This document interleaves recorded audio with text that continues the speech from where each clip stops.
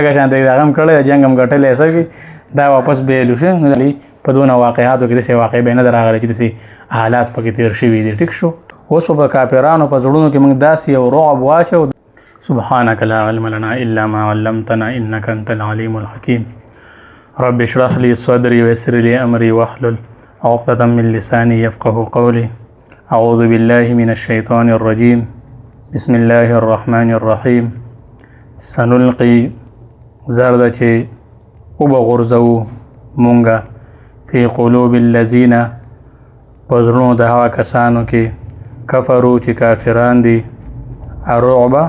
رعب او یره بما په سبب د دې چې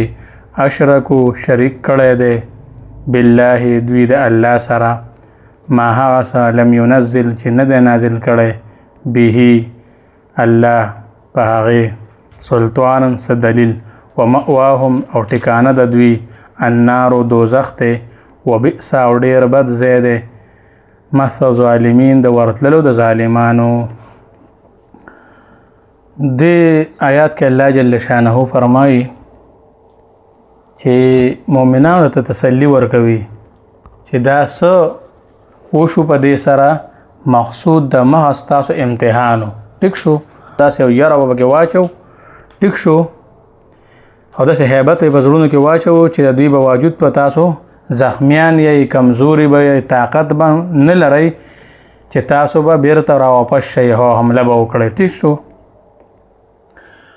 او وشوه هم داسې چې ابو سفیان ته په لاره کې دا خیال راغی چې مسلمانان خو ستړي ستومان او زخمیان او غمزفلي وو د مقابلې طاقت نه و. دوی ولې موږ نه پاتې شو راځئ چې واپس شو د دوی دا کار ختم کړو. مسلمانان په خود کې زخمیان شوي وو کنه الله جل شانه په دې آیت کې تسلی ورکوي چې د دوی ستاسو زخمیان شوي سبق شهیدان شوي دي تاسو دومره ستړي شوي کمزوري یې چې لکه معمولي تاسو معمولي شان د شکست وخوړو. ولې کافران لاړه د کافرانو کې یو دونه یرنګ پیدا کړو چې دوی به واپس دا کدی دا سوچ راشي چې موږ واپس ځو څنګه مسلمانان ژوندي پاتې شو دوی خو ستړي دي زخمیان دي ټیک شو. دا چې وشوله د ابو سفیان دغه جوړ کو پوه شو سیستم جوړ کو خو بیا یې یاره په زړه کې دا رالل چې یاره چې دا خو یو ځل او د ړندو کاڼو یو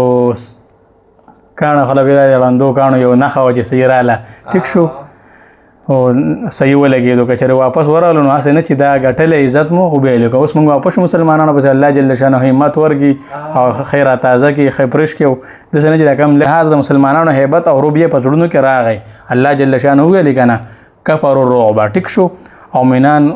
پسې واپس رانغلل. د دې برعکس مسلمانانو مجاهدینو د حمراء الاسد پورې د کفارو تعاقب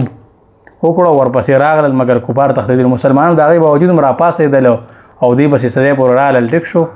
خو دوی تښتېدلي وو. د دې واقعې نه پس داسې موقع بیا نه ده راغلی لکه څنګه چې جنګ احد کې څنګه حالات مسلمانانو ته راغلي وو څنګه کافرانو شکست څنګه مسلمانانو دا څنګه سخت تېره شوې وي داسې بیا داسې واقعه بیا نه ده راغلې چې ته د هغې نه پس ټیک شو. سنلقي او زرد چې وبغورځو مونږه فی قلوب الذین په زړونو د هغه کسانو کې کفرو چې کافران دي الرعب او یره رعب بما څه په سبب د دې اشرکو چې شریک کړی دی بالله دوی د الله سره ما هغه څه لم ينزل چې نه دی نازل کړی به په هغې باندې الله سلطانا څه دلیل ومأواهم او ټکانه د دوی النار اور دی دوزخ دی وبئس او ډېر بد ځای د مثل ظالمین د ورتلو د ظالمانو. صدق الله.